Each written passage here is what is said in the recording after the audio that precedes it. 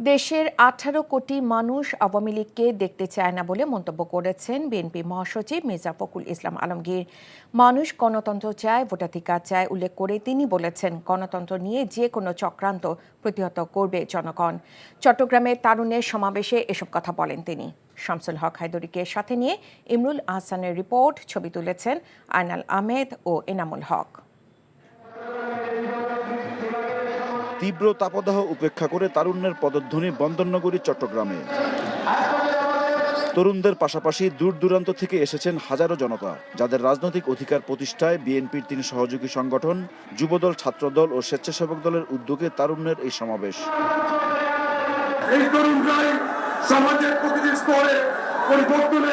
কানায় কানায় পূর্ণ হয়ে যায় পলো গ্রাউন্ড মাঠ। তিল ধারণের ঠাঁই ছিল না সেখানে, তবে ছিল চমক।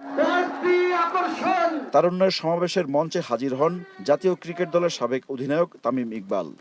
ওনারা যখন সুযোগ পাবেন তখন ওনাদের বেস্ট ট্রাই করবেন যে চিটাগং এর ইন্টারেস্টটা ওনারা সবচেয়ে আগে রাখবেন। এই স্পোর্টসকে ওনারা প্রমোট করবেন in the right possible way, যেরকম চিটাগং থেকে আবার আমরা আগের দিনে ফিরে যাই। লাখো মানুষের সমাবেশে বিএনপির মহাসচিব বলেন, স্বৈরাচার পালিয়ে গেলেও তাদের পেতাত্তারা চক্রান্ত অব্যাহত রেখেছে।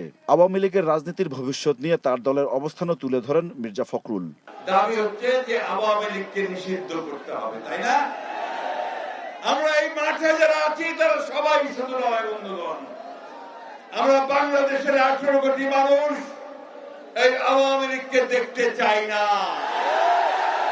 কারণ এই আওয়ামী লীগ বাংলাদেশ স্বাধীন হওয়ার পর থেকেই তারা এই বাংলাদেশের মানুষের উপর নির্যাতন করে এসেছে।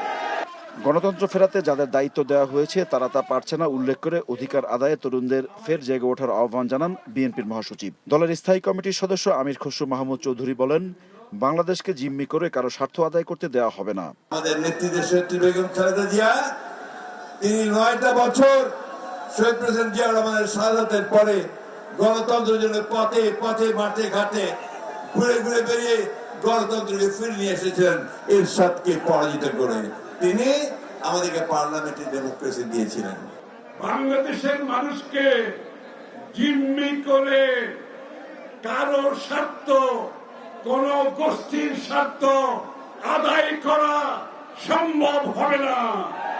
আপনারা লড়াই করেছেন বাংলাদেশের মানুষের মালিকানা ফিরিয়ে দেওয়ার জন্য।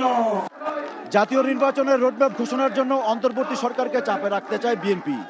মূলত এই দাবিকে সামনে রেখে দলটির 3 সহযোগী সংগঠনের উদ্যোগে তারুণ্যের রাজনৈতিক অধিকার প্রতিষ্ঠার এই কর্মসূচি। বিএনপি চাচ্ছে ডিসেম্বরের মধ্যে ভোট, আর সেই নির্বাচনের সুস্পষ্ট পথরেখার দাবিতে সামনের দিনে আরও সোচ্চার হবার ইঙ্গিত দিচ্ছে তারা।